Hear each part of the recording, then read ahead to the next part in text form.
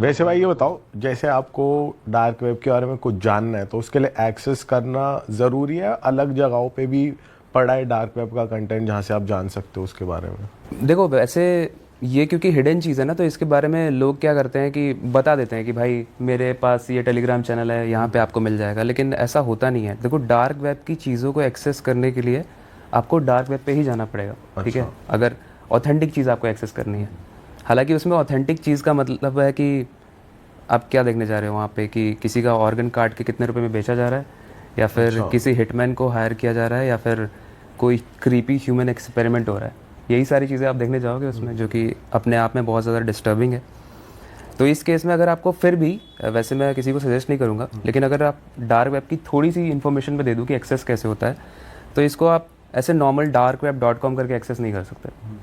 इसके लिए आपको चाहिए टॉर ब्राउज़र, जिसका फुल फॉर्म होता है द ऑनियन राउटिंग। तो ये काम कैसे करता है ना, जैसे आप, हम लोग मान लो दिल्ली में बैठे हैं। अब दिल्ली में बैठे हैं तो जब आप डार्क वेब की साइट को एक्सेस करोगे टॉर ब्राउज़र से वीपीएन वगैरह लगा के, तो ये दिखाएगा कि आप जर्मनी में बैठे हो, कभी दिखाएगा कि आप सिंगापुर में बैठे हो। अच्छा। तो इस वजह से ना ये बड़ा मुश्किल हो जाता है किसी के लिए ट्रैक करना। और इसीलिए डार्क वेब पे जितने भी बड़े बड़े केसेस हैं ना, चाहे सिल्क रोड के हों, चाहे अल्फ़ा बे के हों, जो लोग ड्रग्स बड़े बड़े माफिया थे, उनको पकड़ना बहुत, मतलब बहुत सालों में वो पकड़े गए, और काफ़ी तो अभी हैं जो पकड़े ही नहीं गए, क्योंकि ना आपकी आइडेंटिटी दिखती है उसमें, ना ये दिखता है कि आप कहाँ से बैठ के उसको एक्सेस कर रहे हो। इसी वजह से जब आप उसको टॉर ब्राउज़र में एक्सेस करोगे ना, तो उसकी जितनी भी साइट्स होती हैं, जैसे हम लोग facebook.com करते हैं, तो .com